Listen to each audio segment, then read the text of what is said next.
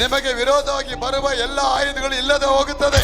ಈ ವರ್ಷದಲ್ಲಿ ನಿಮ್ಮ ಎಲ್ಲ ಹೋರಾಟಗಳಿಗೆ ದೇವರು ಜಯವನ್ನ ನೀಡುತ್ತಾರೆ. ಈ ವರ್ಷದಲ್ಲಿ ಸೋಲು ಇನ್ನು ನಿಮಗೆ ಇಲ್ಲದೆ ಹೋಗುತ್ತದೆ. ಈ ವರ್ಷದಲ್ಲಿ ನೀವು ದೊಡ್ಡ ಸಾಕ್ಷಿಯಾಗಿ ಜಯಕರವಾಗಿ ನಡೆಯುತ್ತೀರಾ. ಈ ವರ್ಷದಲ್ಲಿ ನಿಮ್ಮ ಮನೆಯಲ್ಲಿ ಶಾಂತಿ ಸಮಾಧಾನಗಳು ಯಥೇಚ್ಛವಾಗಿ ತುಂಬಿಕೊಳ್ಳುತ್ತದೆ. ನಿಮ್ಮ ಮನಸ್ಸಿನಲ್ಲಿ, ನಿಮ್ಮ ಮನೆಯಲ್ಲಿ, ನಿಮ್ಮ ವ್ಯಾಪಾರದಲ್ಲಿ ದೇವರ ವಿಶ್ರಾಂತಿ ನೆಲೆಗೊಳ್ಳುತ್ತದೆ.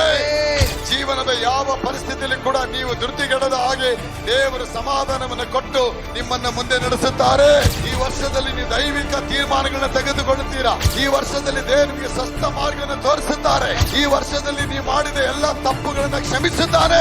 ಈ ವರ್ಷದಲ್ಲಿ ನೀವು ಮಾಡಿದ ಪ್ರಾರ್ಥನೆ, ಉಪವಾಸ, ಸೇವೆಗಳಿಗೆ ನೀವು ಕೊಟ್ಟಂತ ಪರಿಶ್ರಮ ಹಾಗೂ ತ್ಯಾಗದಿಂದ ಬಿತ್ತಿರುವ ಪ್ರತಿಯೊಂದು ಬೀಜಕ್ಕೂ ದೇವರು ಸಂತೋಷದ ಪ್ರತಿಫಲ ಕೊಡುತ್ತಾನೆ.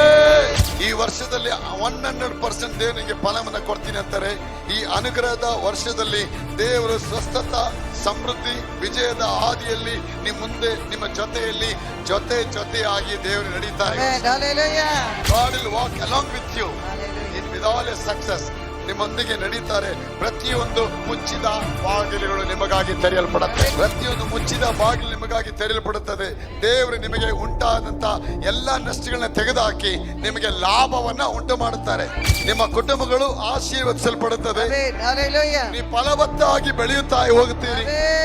ನಿಮ್ಮ ಜೀವನದಲ್ಲಿ ವಿರೋಧವಾಗಿ ಬರುವ ವೈರಿಗಳು 7 ದಾರಿಗಳಲ್ಲಿ ಓಡಿ ಹೋಗುತ್ತಾರೆ. ನಿಮ್ಮ ಪ್ರತಿಯೊಂದು ಕಾರ್ಯಗಳು ಫಲಕಾರಿಯಾಗತ್ತೆ.